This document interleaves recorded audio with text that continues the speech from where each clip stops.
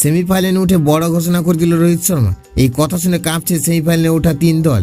কি জানালেন ভারতের অধিনায়ক? বন্ধুরা, আপনারা যদি দেখতে চান কি বলল রোহিত শর্মা, তাহলে ভিডিওটি লাস্ট অবধি দেখতে হবে। চ্যানেলটা সাবস্ক্রাইব করতে হবে, একটা লাইক দিতে হবে এবং নোটিফিকেশন বেল আইকন দাবাতে হবে। অধিনায়ক রোহিত শর্মা ভারতের ব্যাটিংকে একারদমে টানেন অস্ট্রেলিয়ার বিরুদ্ধে ম্যাচে। সেমিফাইনালে উঠে এবার বড় ঘোষণা হিটম্যানের। টিম ইন্ডিয়া অস্ট্রেলিয়াকে লজ্জাজনকভাবে হারিয়ে সুপার 8-এর শেষ ম্যাচে গ্রুপ টপ করে সেমিফাইনালে পৌঁছেছে। ব্যাটে বলে দুর্দান্ত পারফরমেন্স করে অস্ট্রেলিয়াকে 24 রানে হারায় ভারত। একই সঙ্গে একদিনের বিশ্বকাপ জয়ের বদলা পূরণ করেন man and blue. Rohit Sharma সাফ জানিয়ে দেন সেঞ্চুরি নয়, তার কাছে গুরুত্বপূর্ণ আক্রমণাত্মক ব্যাটিং করে প্রতিপক্ষের বোলারকে চাপে রাখা। আর তিনি এমনভাবে ব্যাটিং করবেন, কোনো রকম বদল আনবেন না বলেও জানিয়েছেন ভারতের অধিনায়ক। রোহিত শর্মা বলেছেন, 17 রান না হওয়া আমার কোনো আফসোস নেই।